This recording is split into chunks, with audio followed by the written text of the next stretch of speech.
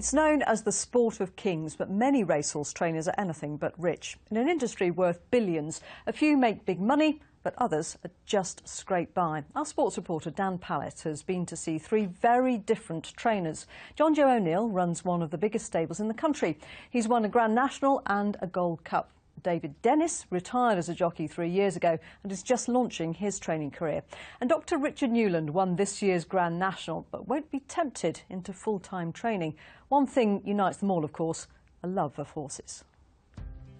It's early morning and the sun's first rays are struggling to lift the autumn mist. John Joe O'Neill is on the gallops and he's never happier. It's lovely to see horses walk well and looking well, and, you know, everybody getting on, horse and rider all happy, you know. That's where you get the greatest buzz from, really, and then obviously the winners, you know. But the job comes with a huge responsibility. Jackdaw's Castle in the Cotswolds is home to over 100 racehorses. It's now 27 years since O'Neill trained his first winner. At the other end of the career scale is former jockey David Dennis. He moved to Hanley Swan near Malvern a year ago and has invested his money and his time into making his new career work. It's a lifestyle as much as a job. It's a lot of commitment. We live on site. We're here 24/7, and it's, you know, it's a life-changing plan, isn't it?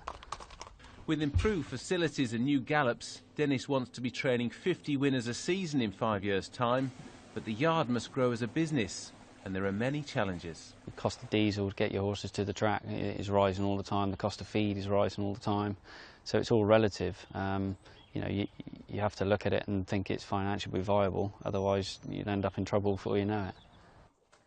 Contrast that with the yard of the Grand National winning trainer Dr. Richard Newland. It's at Claines near Worcester, and there are only 12 horses in training at any one time.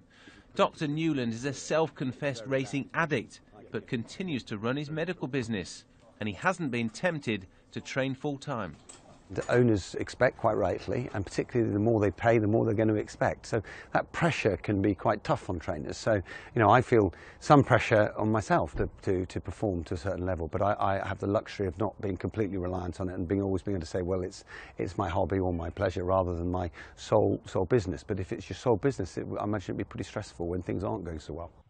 And when I asked all three trainers what's the worst part of the job, they all gave the same answer. The worst bit is obviously injuries to the horses and that, and you know, you do have fatalities, unfortunately. Yes, some days can be really tough. There are contrasting emotions when training, and if you don't have a deep love of horses, you need not apply. Dan Pallett, BBC Midlands Today. And Dan's at stables in Worcestershire for us now. Dan, it looks absolutely glorious, but clearly it's a long day's work in that business, isn't it? Well, absolutely. We're seeing the beautiful horses just returning to the stables now this evening. This is the stable of Ian Williams, a man who's now trained a winner at every single racecourse in the country, so you've been around a bit. What motivates you in this job? I think the horses, Dan, without a shadow of a doubt, when you've got nice young horses, winning races, seeing young horses progress and becoming champions. You do get setbacks in this game. You get horses that are injured and worse. How do you bounce back from that, particularly if you've lost a good horse? I think you have to appreciate how good things are, and when you have a setback, it is a setback, but there's always a challenge, and there's always going to be a challenge in anything you do, so you move forwards from that setback. What's the best thing about your job?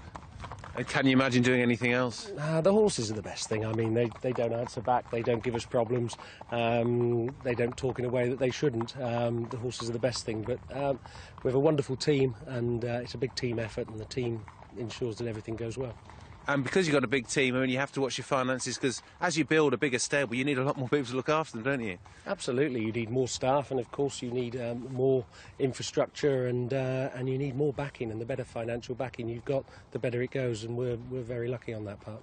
And I suppose looking ahead, big race on Saturday, Zarovich, you've got a horse running in that, still looking for a festival winner, still things that motivate you. Oh, there are loads of things to motivate us. I mean, every day you have a winner is a great day, but Teak running in the Cesarevich at the weekend, that's a huge weekend for us. Some of the horses that have just been out behind us, yeah. Indian Castle, potential Grand National horse, Ballyalton.